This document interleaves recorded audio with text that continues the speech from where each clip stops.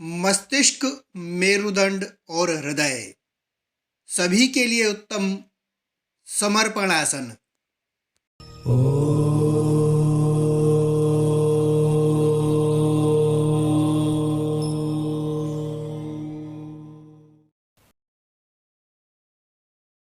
सबसे पहले शिथिल ताड़ासन में खड़े हो जाएं।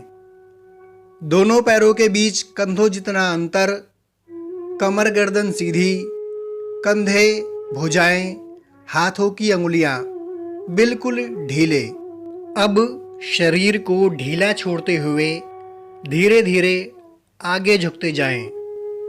जहां तक शरीर सुगमता से पहुंच सके वहीं रुककर आसन का आनंद लीजिए।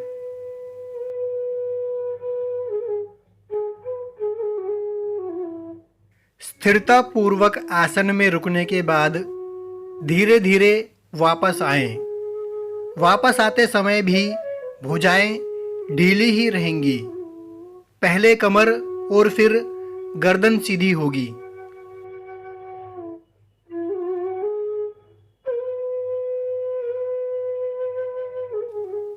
इसके बाद शिथिल ताड़ासन में विश्राम करें।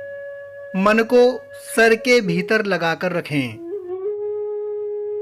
विश्राम के बाद भुजाओं को आपस में लॉक करें और घुटने सीधे रखते हुए कमर को पीछे झुकाएं। इस आसन में भी स्थिरता पूर्वक रुकें और फिर धीरे धीरे वापस आएं। इस आसन में कई बार कमर तो आगे जाना चाहती है, परंतु घुटनों में कष्ट होने के कारण साधक अधिक आगे नहीं झुक पाता। ऐसी स्थिति में घुटनों को मोड़कर आप कष्ट को कम कर सकते हैं।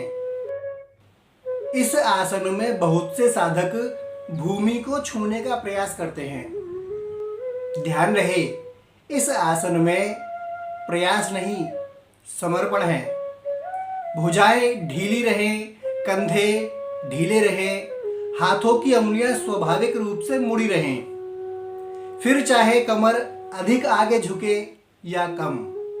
इस आसन में यदि वापस आने पर कमर जकड़ी हुई लगे तो इस प्रकार सहारा लेते हुए भी वापस आ सकते हैं।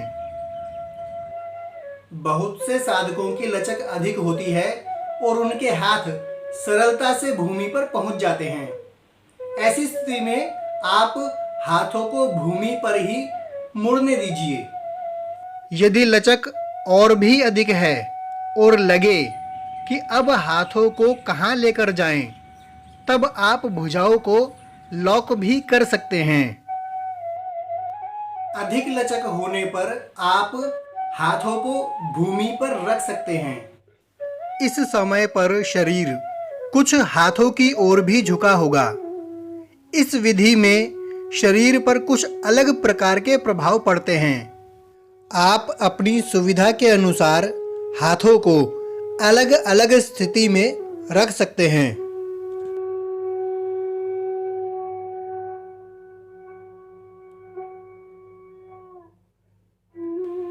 यह आसन खेलों के बाद शरीर को विश्राम देने वाली एक स्थिति से प्रेरित है।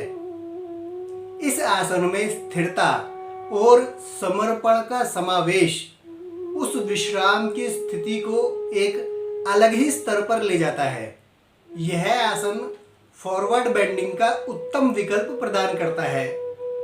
मस्तिष्क की ओर रक्त का प्रवाह बढ़ने के कारण यह आसन उच्च रक्तचाप और तनाव में लाभ पहुंचाता है।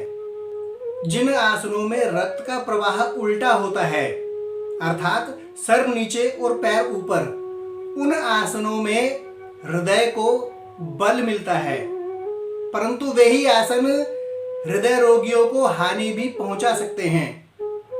इस आसन में हृदय और मस्तिष्क की ओर रक्त का प्रवाह तो बढ़ता है, परंतु टांगे नीचे रहने के कारण अधिक दबाव नहीं पड़ता, या यूं कहें कि सीमा से अधिक दबाव नहीं पड़ता।